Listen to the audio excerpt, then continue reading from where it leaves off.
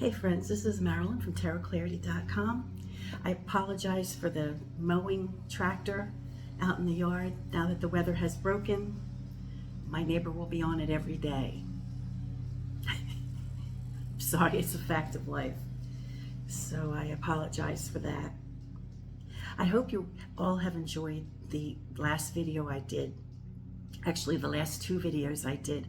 I redid the comparison of the two tarot decks that I have.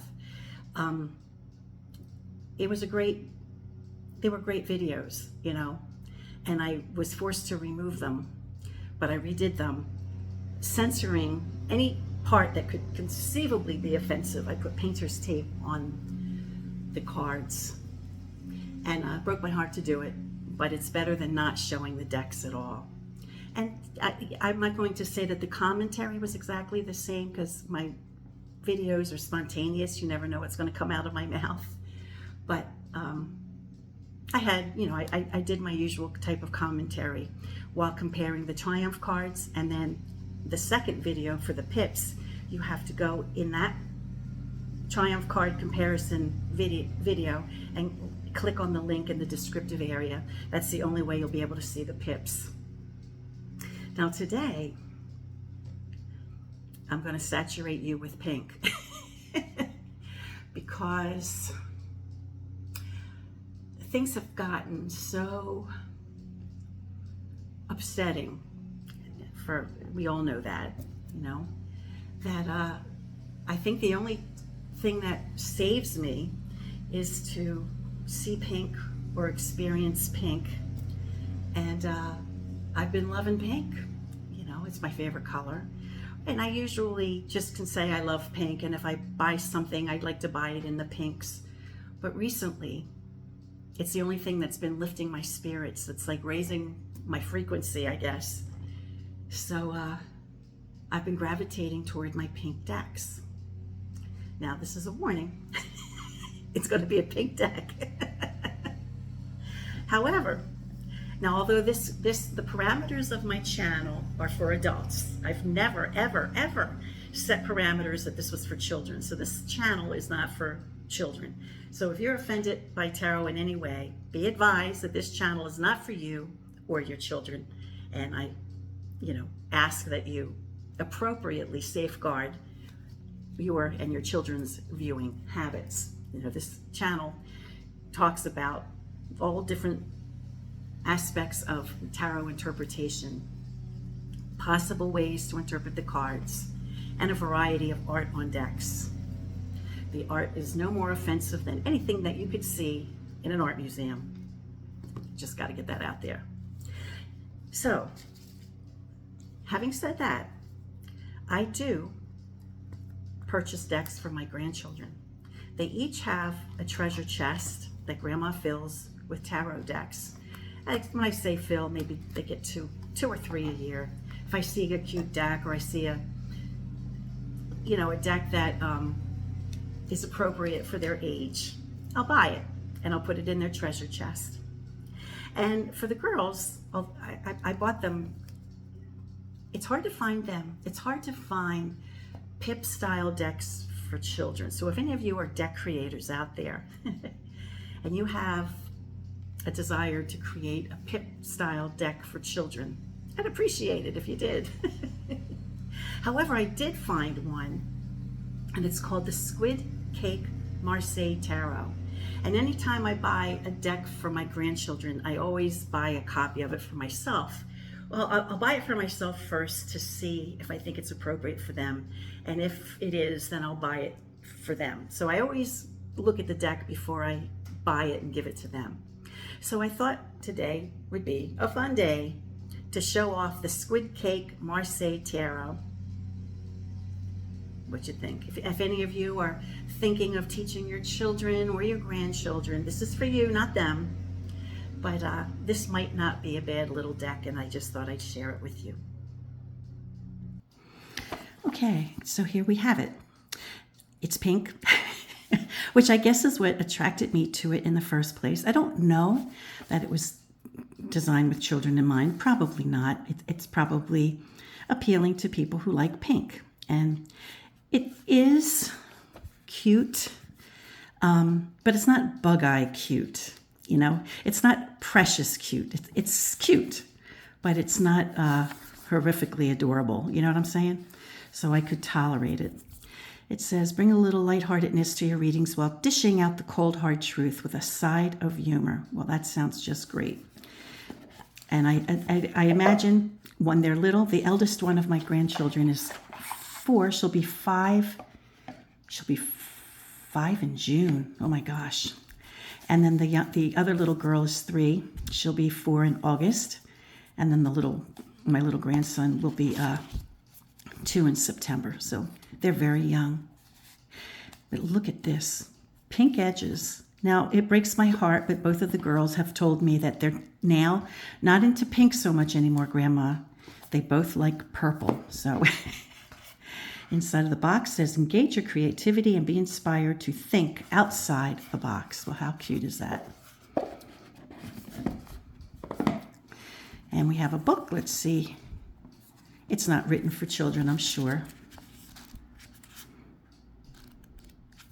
But when they're old enough, for now, what I do with them for now is that I show them, I put down a couple of cards and I ask them to tell me a story, you know.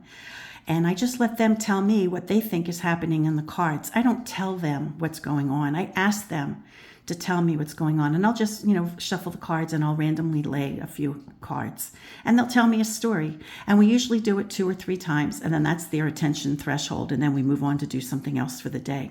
But I've been exposing them to tarot and to that process, probably both of them, you know, at least 1 or 2 years, whenever I get them, you know, whenever I have an opportunity to have them in my presence, we do it. So at some point when they're old enough to read, I don't think this will be too much.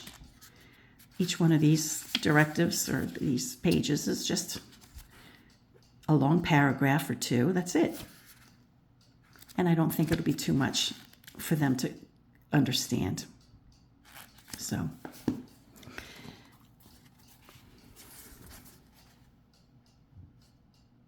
I also rather like it because the people are, you know, have different colored skin, you know, that aren't typical skin colors, you know.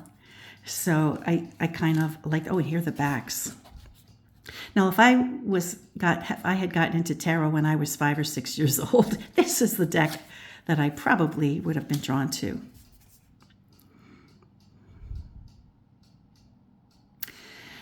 So for the kids, okay, the starting point for the magician, eventually they'll begin to understand that the magician is somebody who stands before a table, has a wand or stick, and there are items on the table. They vary, but there will be items on the table.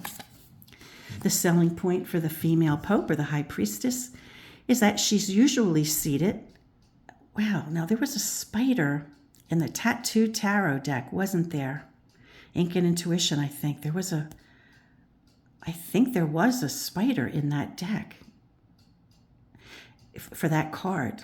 Any rate, it's interesting. There's a spider here as well.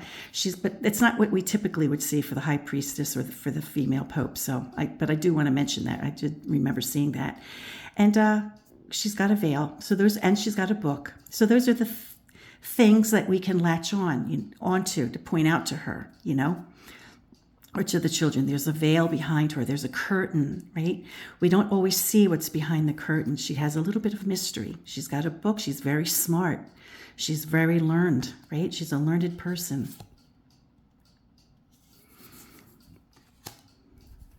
Here we have the Empress with bats in the background. That's interesting. And she has her typical things. You know, I don't see an eagle, but we do see wings on the shield. And she does have a staff with an orb. And we could suggest that that means she's got some power if they ask. And here we have the gentleman. He kind of looks like Gilligan from Gilligan's Island, except he's got red hair. And he has his staff with an orb and bats in the background. And a shield that has, I guess those are bats and bat wings. I guess that's what those are. Yes, that's a bat with bat. Okay. So they're connecting to a bat rather than an eagle for the Empress and Emperor. And then you notice the little symbol on his shirt. And she has one too. So there are points to branch out with children, you know. Here we have the hierophant with, I don't know what birds those are, emus maybe, or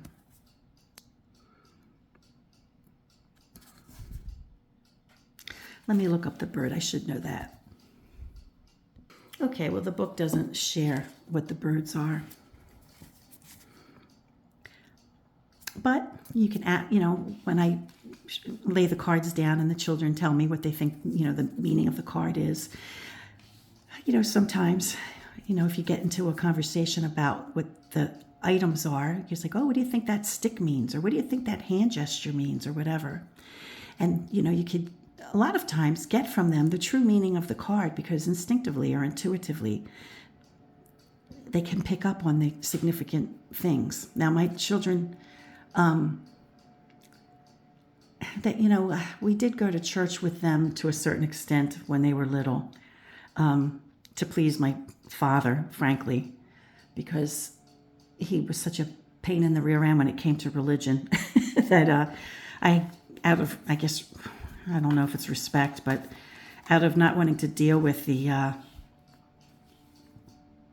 criticism or being nagged or whatever, I did all the things, communion and all that, and baptism and stuff. So they did go to church with some frequency. I'm not going to say we did it every Sunday, but when my father died, that was it. We stopped going, because I only did it to keep him happy, you know. So my children, they have some Christian, you know, experience, but I wasn't really Christian. I mean, I was raised that way, but I was raising my children, aside from, you know, going to church and explaining that it's not necessarily the only way to worship, but it's a way. So my children had a very well-rounded experience when it came to be worshiping, you know, because they saw how I did it. It wasn't the same. But at any rate, their children, you know, they're not, I don't think they're church-going people. And so the grandchildren really don't understand what some of these symbols are, or the reference, you know. And so it's a good way to teach them history, you know, not necessarily the dogma, but just to teach them the history of tarot and how it came to be and how humans used to be. And they all have little girlfriends and boyfriends at school. And that's a pretty good description, isn't it? And now we have a Cupid that has like octopus hands.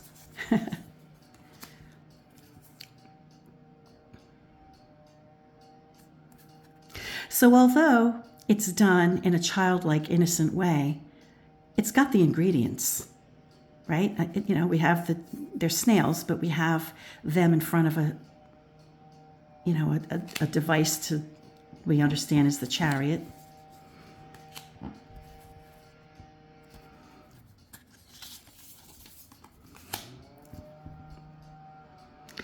There goes my neighbor with his weed whacker. So we have the hermit, number 9, with his lantern and his walking stick, which during the day can serve as a time dial. Oh, what was 8? Oh, 8 was justice. Good. 8 was justice. And so it is a true pip. A lot of time, you know, there are times when you get pip style decks, and then I don't know why they make justice 11. So I do appreciate that they got justice right. Here we have the Wheel of Fortune. And we can show that the wheel is turning that way. Ah, they've probably all seen that. What is that? What was that? The name escapes me. But the Venus flytrap kind of, what was the name of that movie? Remind me down below. I can't recall. We have the Hanged Man. Now this might be upsetting, you know, but I would point out, if this card showed up, that he's not dead, you know, he's alive. You know, he got caught maybe on it, you know, and I think my one explanation my one granddaughter's explanation was that he got stuck on the high jungle gym kind of thing, and he has to be careful. And then we talk about how when you're on the jungle gym, you have to be very careful because you never know, something bad could happen. So that's how it related to her. And then we talked about like hanging around, hanging around, or paying the consequence for doing something foolish, right? So we were able to sneak in both interpretations.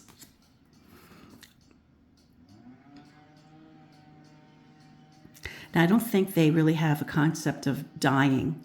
They've had pets that passed on, but my daughter-in-law's mother passed away. But the child, the baby, the little girl was so small, she didn't grasp. She didn't really even know her grandmother on the other side, unfortunately.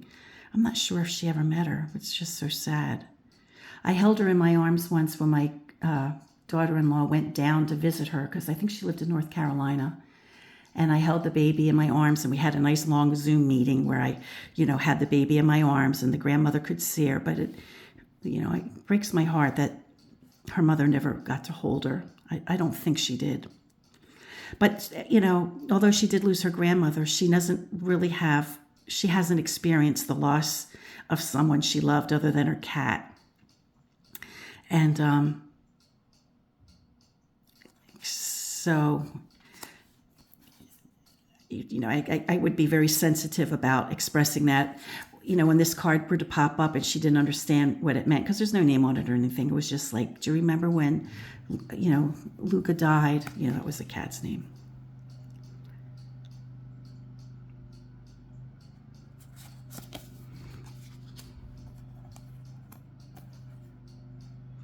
And even the devil isn't too scary.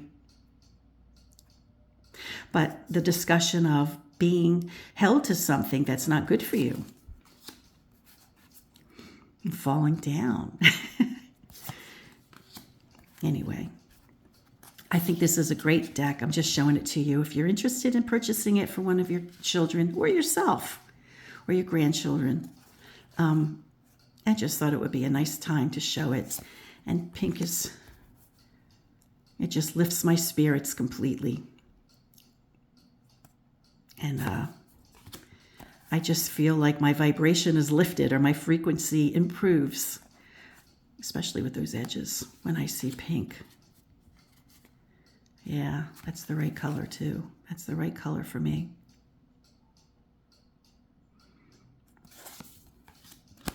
So I guess I talk too much.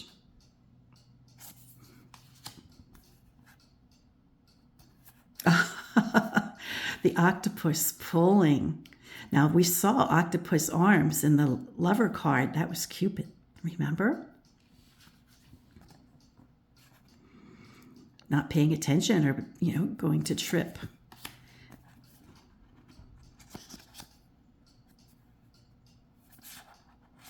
I would feel better if the buds were green, because the color orange that they are, I think it's orange or a type of salmon pink or whatever, but if they were green, it would give more of the idea that it was bursting with new life, but because they're pink, they look more like they're dying rather than a burst of newness. But that's my only criticism. And then we have pips.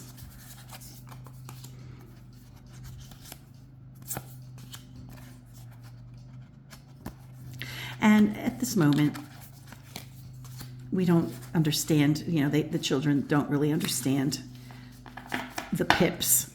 They see this, they see a big X, which means stop, which we'll go with that for now.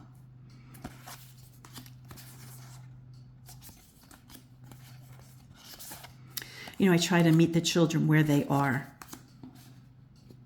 And I show them a variety of decks. I have a couple plastic Rider-Waite-Smith decks. One is like holographic, like cosmic. I think I've shown it here on this channel a few times. And another one is pink, like really, bright pink. Of course it's pink.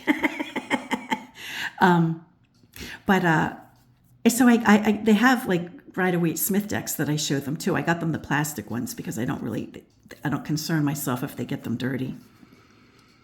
So we have the court cards, the pages, the knight, the queen, and the king.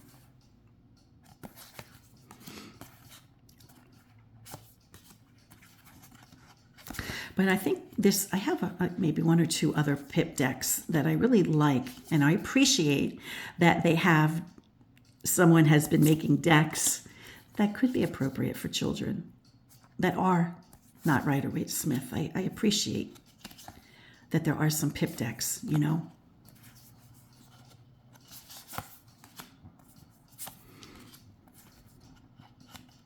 So the pips are so far pretty much in keeping. Let me see if there's anything that makes us feel like that's wish fulfillment. Just abundance. And you're so full, you have extra to share.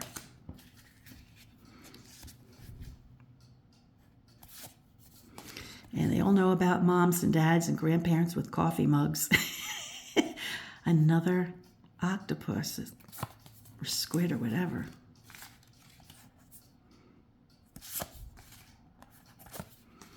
Okay.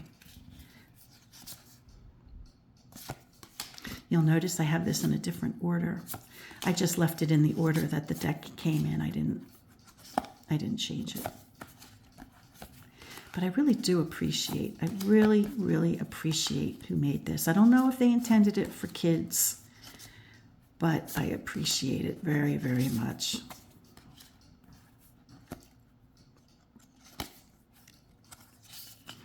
Because my eldest one, she'll be 5 soon, and she's already a little bit of a reader. I mean, she sounds out words. I have letter tiles, and when she comes here, we spend a very long time putting words together and sounding them out. I was a teacher. After all, I have 1,000,001 teacher items that I bought out of my own pocket, because education in this country, if you want to have a decent classroom for learning, I think some years I spent upwards of $1,000 to $2,000 on supplies. So I kept them. I didn't get rid of them, because I knew someday I'd have grandchildren, and I use them with them. So I have a lot of letter tiles and word tiles, and we put things together and we spell words and sentences. So, and they're both, even the 3-year-old is already starting to do that. She knows her letters and she can write, and the older one definitely can. So it'll be not too long before they're looking to read. They'll be able to read something like this. Maybe when she's 8 or 9. But life happens so fast. Oh, look at the night. So cute. So I'm not bothered by the cuteness of this deck at all. Not in the least bit bothered. Whereas by the other deck, oh God, it really, the one that I showed, the sun and moon, just bugged the living daylights out of me. I've never shuffled this before. Let's see how, oh, it's very stiff. It's very stiff. Oh, God, Grandma's got to break this deck in. I'm going to have to shuffle this a few thousand times to wear it in for them. But I think it's a nice size, small. I don't expect that they'll be able to riffle shuffle until they're probably preteen. But they could definitely go like this. It's definitely manageable. I hope you enjoyed seeing this. It's, I think, very refreshing. I hope it lifted your spirits some. And for any of you who may have grandchildren who might be attracted to the beautiful color pink, this might not be a bad option. Until next time, friends, peace, stay well, and please be kind. Hey friends, if you're here, it means that you read the descriptive area, so thank you for that. You never know what I'm going to put in the descriptive area. And here I'm just putting in a link to a video, which will just show a way to use these cards with children. Now remember, this channel is not intended for children. It's intended for adults. And some adults may be interested in introducing their children to tarot, and if that is the case, then this is the video for you. If you have a problem with any aspect of tarot, then this channel is not for you or your children, and I would highly suggest that you change the parameters on your end of your YouTube video experience. Okay, so I had wanted to video my grandchildren, during one of our sessions, but I really kind of feel weird about just putting them on display like that. And their parents aren't real comfortable in this world. God forbid, the wrong person sees their little face and So I will emulate the kind of experience I have when I do tarot sessions with my grands, and I'll comment on the things. Not that I would tell them, I let them express to me. Sometimes I'll ask them questions, like critical thinking questions to get them to answer what they think is going on. So I will say to them, like, I'll ask them, what should we ask? What should we ask? What should we ask? What question do we have? And sometimes they'll say things like, well, mommy and daddy let me do this. Or, will we go to the festival and will I be able to get this or that? Little children kind of things. So those are I let them ask the question, or I say, do you have a question about school? Maybe why does so-and-so, why is so-and-so mean, right? Let's use that. The typical child question is, why was so-and-so mean today at school? All right? That's a good question to ask. So we lay the first card. And we have the tower falling down. And I would probably wow, what do you think that means? Like they fall down. So knowing them, my assumption would be that they fell down or they got hurt. Something made them get hurt. And they're mean because something happened and they got hurt. And we'll look at some of the other cards. Now we have Ten of Swords, like I mentioned. This might remind them of something on the playground. This might remind them of something in their own experience visually, not necessarily that it's 10 swords. Of course, they wouldn't even realize it was 10 swords, But it might remind them of a fence or something like that. Or I can ask them, what do they think that looks like? And then we'd have a conversation on that. And then we have one, and I would point out that it's half as many. They wouldn't maybe realize that or think about it like, well, whatever you think that meant, this is half as many. So maybe it's going to get better, right? Now, I haven't done the quint cards with them yet. I haven't taken them past 3 cards because I don't really want to overwhelm them, and they're not like at the moment doing, adding and up and stuff like that. So I haven't introduced them to that concept, but that'll come a little bit later. Now, I'm not reshuffling the deck because this is for demonstration purposes. They're not real questions or anything like that. So let's think of another question that would be typical for a small kid. And it could be like, here's one. Why aren't I allowed to open the door when the doorbell rings? Like, that's a big one. We have these, all of our households have like Ring cameras, so that we can see who's coming and near our property, but when the doorbell rings, they want to run and answer the frickin' door. It's like, don't you dare open that door. And we have a bolt on the top of the door that they cannot open any door in this house. And we also have a pool in the backyard. So we have safety measures all around that they cannot get outside. Even if the door's unlocked, like the latch or whatever, that they can't get outside because we have things above, But sometimes, they're like, well, why can't I go outside? Why can't I go outside? So we have a person with a weapon. And if they don't pick up on that, I might suggest it. And I say, what happens if somebody has a weapon?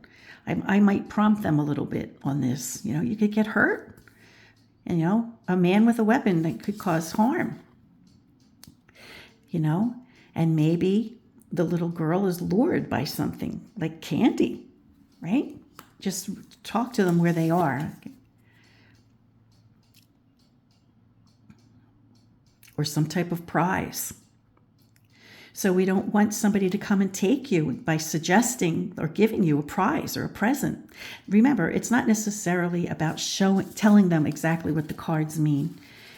And I would first ask them what they thought of the cards, like thought of the images. And you engage them in conversation, but that doesn't mean that you can't like interject, because that's how they'll learn, You can interject. Well, maybe, there's an offer like to give you some kind of candy or something. They might not come to that conclusion on their own. And we'll do one more. Oh, what was the question? Oh, I'm sorry. Now we know that card. Here's one that Grandma will ask. I ask the cards this. with some frequency myself, but where is a particular toy? Where can I look for a particular toy? Now, because I inadvertently lifted the 9, I don't want to be, I'm just putting it down below, because subconsciously maybe I picked a question, because I saw that card. Who knows? I just don't want there to be any occasion that might have happened. And as I mentioned before, I'm not reshuffling the deck, because these are just, demonstration readings, and I'm just going off the cuff here. But say there's a toy. I mean, they have 1,000. I mean, my God, they have more toys. Oh my God, it's just a shame how many toys they have, and we can never find anything, or we can never find a puzzle piece that goes with a particular puzzle. So we can say, like, where's that toy I'm looking for? Justice. Well, there's some critical thinking right there. Where do you, now, it doesn't have to necessarily mean what the card means.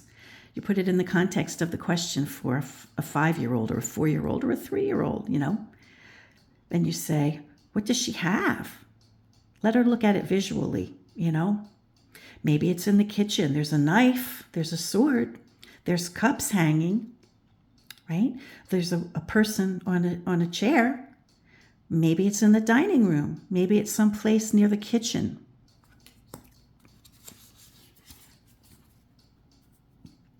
Maybe someplace where there's a pattern. Maybe someplace where there's an X.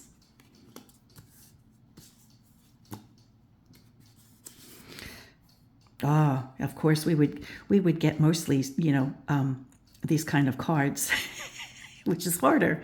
I agree.